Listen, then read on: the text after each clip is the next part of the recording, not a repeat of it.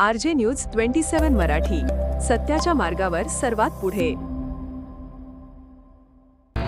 होऊ घातलेल्या जिल्हा परिषद पंचायत समिती गणातले बोरीपारधी केडगाव गटाचे अधिकृत शिवसेना उद्धव बाळासाहेब ठाकरेचे उमेदवार समीर भोईटे प्रचारानिमित्त केडगाव पेठेमध्ये फिरत आहेत.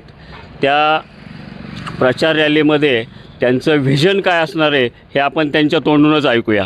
समीर दादा, स्वागत आहे आपलं. धन्यवाद.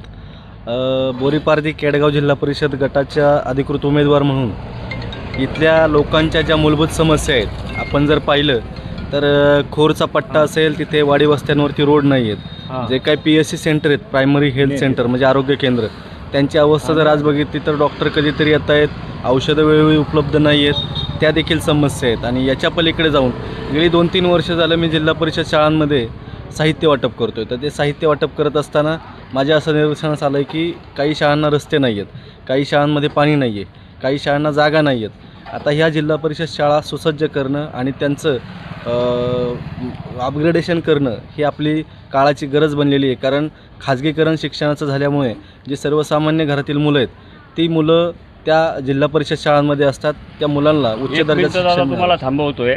आत्ताच्या व्हिजनमध्ये स्मार्ट शाळा म्हणजे नक्की जिल्हा परिषदमध्ये काय स्मार्ट करणार आहेत? आता स्मार्ट शाळांमध्ये तर आपण बघितलं, आता खोडबावमधील साळव वस्तीमधील शाळा आहे, मी स्वतः तिथं गेलो जिल्हा परिषद शाळेमध्ये.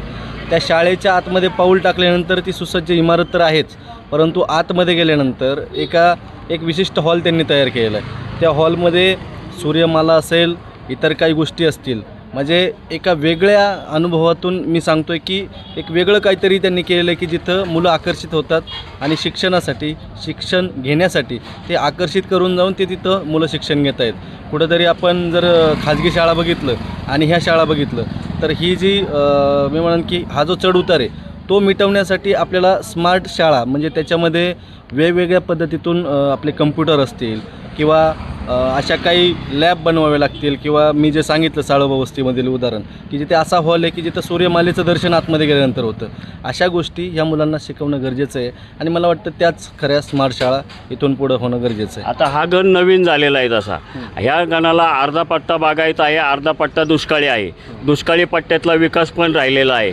तुमच्या गणामध्ये एक देवस्थान पण आहे, नारायण महाराजांचं बेट. त्या बेटाविषयीचं क वर्ग दर्जा ऑलरेडी आहे, पण क वर्ग दर्जा असूनही तिथं जिल्हा परिषदचा कुठलाही फंड पडत नाही. तुम्ही याच्यानंतर आल्यानंतर काय करताल? आता जर तसं पाहिलं, तुम्ही जे सांगितलं बागायती आणि जिरायती पट्ट्यामध्ये नेहमीच दुर्लक्ष झालेलं आहे आणि मी त्याच पट्ट्यामधून येतो, पडवी गावातून येतो. माझ्या शेजारचं गाव आहे आणि नारायणपेठ म्हणलं तर आमच्या शिवसेनेचे जे नगरसेविका आहेत विद्यमान, हेमंगी वरळीकर, हरीश वरळीकर असतील, ते सगळे मुंबईकर जे आहेत ते तिथं स्वतः इन्व्हॉल्व आहेत आणि ते एका विश्वस्त बॉडीमध्ये तिथं आहेत.